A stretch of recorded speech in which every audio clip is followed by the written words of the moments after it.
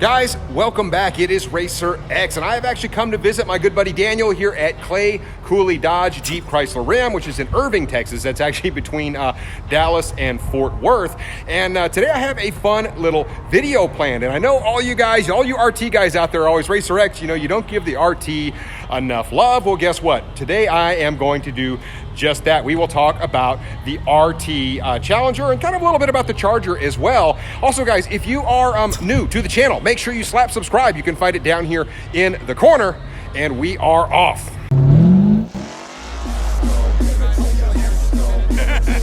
We got the 1,000 horsepower helmet.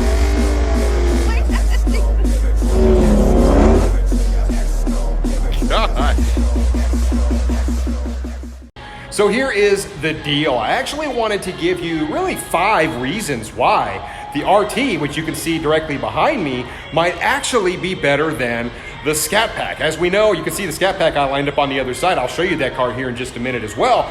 But I absolutely love the 392 in the Scat Pack.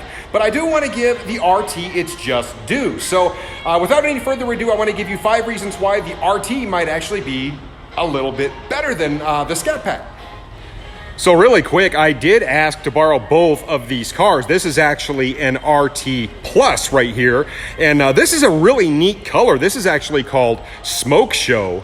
And I haven't seen this color very much. And it is actually a really pretty color. It's almost like Mrs. X's Destroyer gray, but it's got like a little more blue in it. And it's just a really good looking vehicle. And then of course right here, you've got the Scat Pack that I asked to borrow. And this of course is that Hellraisin color. And I've got to admit, this is a very striking car. Obviously, this is a wide body Scat Pack in Hellraisin. Very, very sharp. As we know, these two engines are very different, which we'll talk about here in just a minute. But I wanted to just kind of show you what these two cars look like. Obviously, with the wide body, this one has a little bit different look to it. But both of these cars are beautiful. So let's get into it.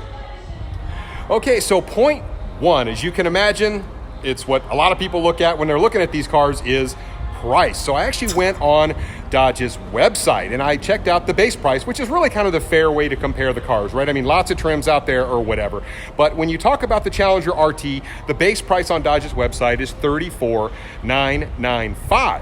So when you compare that to the Scat Pack right here, that base price is actually $39,995. So you're looking at exactly $5,000 difference between the two. And for some people who say, oh no, the Scat is just a way better deal, and $5,000 really, it's not that big a thing and whatever. It just depends on who you ask. For some people, $5,000 might be a deal breaker. And here's the great thing about the RT. If you're wanting just like kind of that entry level V8 powered vehicle, the RT is just perfect because you still get tire shredding power. You still get a strong V8. You get that awesome V8 sound that you get in the Scat Pack, but it's just less money. So when you think about the Charger, I mean, you're looking at a sedan, a V8 sedan that bases around $35,000. There's really not much else out there to compare it to. And some people might say, hey, yeah, but I'm a Mustang GT. I checked the base price of a Ford Mustang GT and it is still more expensive than the RT. Not by a whole lot, but it is still, the RT is still less money. So when it comes to price and you want a V8, the RT is pretty much money. So that brings me to point number 2. And for point number 2, I actually want to talk about the power plant that you find in the Challenger or Charger RT. It is that 5.7 liter naturally aspirated Hemi V8, puts out 372 horsepower and 400 pound-feet of torque. And that is nothing to sneeze at here, guys. So keep that in mind. It wasn't that long ago that those horsepower numbers were really huge. And of course, everything has been so inflated with all these crazy cars coming out. But at the end of the day, this is a very solid power plant. It's the same one they stick in their Rams. And those things are just proven. They go a long way. The fact is when you talk about Modability, which we'll talk here about in just a second, this thing has a couple of edges there as well. But when you talk about a proven engine, the RT, that 5.7 liter engine, I mean, they put it in multiple different platforms, and it is a very solid and proven power plant. So point number 3 is actually about modability. So if you're one of those people out there that really likes to modify their cars, then the RT might actually be a better option for you than the Scat Pack. It just really depends on what you like to do. Now, a lot of people know this, and I've talked about it many, many times, that the 6.4 liter engine is absolutely fantastic. It's very punchy, very torquey, and it is a blast to drive.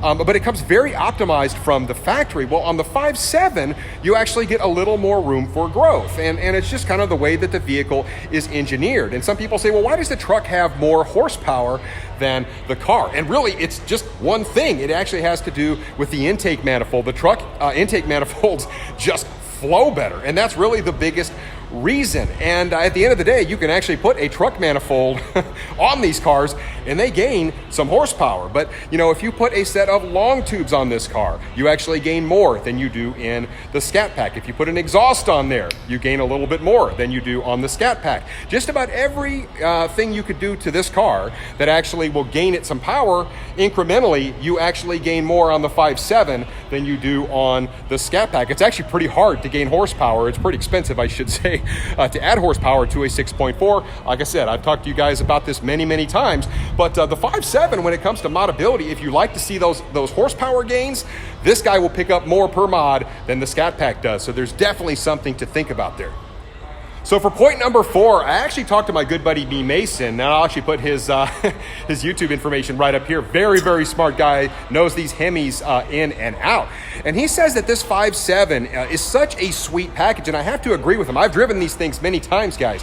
And at the end of the day, this thing kind of hits a really sweet spot for the street, which is where these cars live 99% of their time. Even if you're a racer like me, you still spend a lot of time on the street. And what I mean by that is, like when you go to accelerate from 0, this thing actually grabs on quite well. With a set of normal summer tires, believe it or not, it's just the right amount of power to feel like you're coming off the line relatively quickly under hard power, but still not losing control. So it really does have a really nice amount of power for that exact purpose.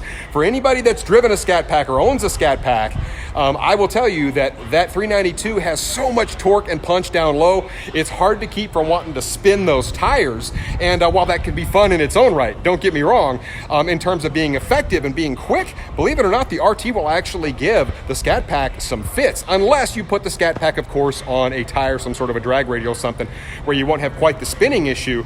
But if you're talking stock for stock on the street tires, guess what? The RT really does put up quite the fight when you talk about it going up against the Scatpack from like a dig. And that actually brings me to my last point. Point number 5 is the cost to operate the vehicle. Now, I know I talked about the initial cost of the vehicle, but in terms of the cost of operation of the vehicle, year to year, how much does it cost to run the Scatpack versus the RT? And keep in mind, you're still getting that crunchy V8 power there. But at the end of the day, when you talk about fuel economy, guess what? The RT is slightly better. When you talk about the type of fuel that you have to put in it, guess what? You're talking about 10.5 compression on the RT, 10.5 to 1, versus 10.9 to 1 in this beast. This thing only is happy on 93. So you can actually get away with like 89 octane in the RT. Something to think about there. Guess what? Insurance-wise, the RT typically is a little bit less money. So across the board, the RT actually will save you a little bit of money, even though it's still a fast vehicle that kind of holds its own against a lot of the cars on the road. So there's something to be said for that as well. I also wanted to add one other quick little sort of sub point, and this seems to be true. I visit a lot of dealerships all the time, and have really good relationships with a lot of these guys, and I look a lot at the inventory that they have on hand.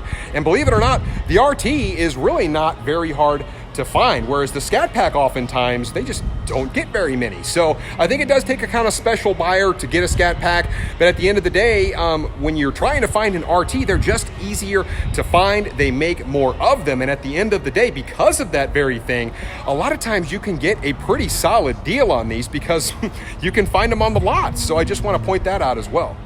Well, and that pretty much wraps up my assessment on maybe some things to consider when you're looking at maybe an RT or a Scatpack, in terms of some of the things that maybe the RT actually does a little bit better than the beloved 6.4 liter engine that you find in that Scatpack. At the end of the day, both of these cars are fantastic. They're both beautiful, and they will both put a huge smile on your face. Let me know what you guys think about my assessment in the comments down below. Try to be objective with these things and have a good time with it. And I appreciate you guys sticking in there with me on this one, and I will catch you guys on the next one. So until then, Racer X.